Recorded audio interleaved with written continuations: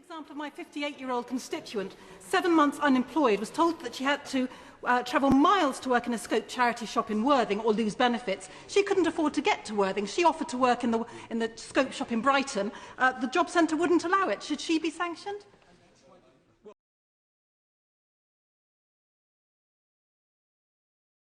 Another constituent was told that she had to come for an interview at the job centre. She was given a week's notice and they said, we want you to come next Wednesday at 3 p.m. And she said, oh, but I pick up my 6-year-old from school at 3 p.m.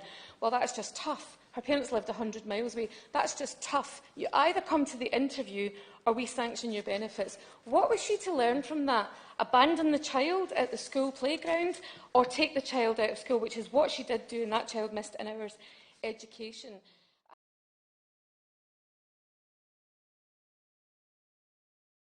I have a constituent on a very low income who delivers newspapers to my constituency office who has dyslexia, but he does that work because he wants the pride in keeping himself, but still needs to claim the Job Seekers Allowance. But he lost that allowance because his dyslexia meant that one fortnightly period he applied for 9, not 10 jobs. Can that possibly be right when this man is working already and trying to pay his way?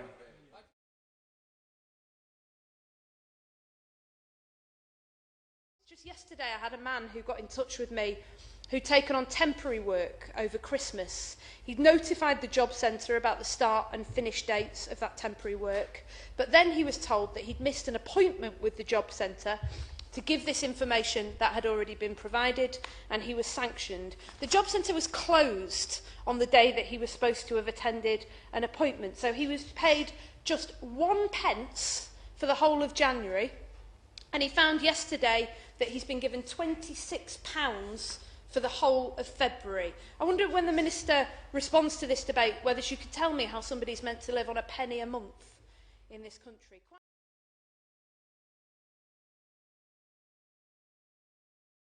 I had one man who came to see me. He had a serious heart condition.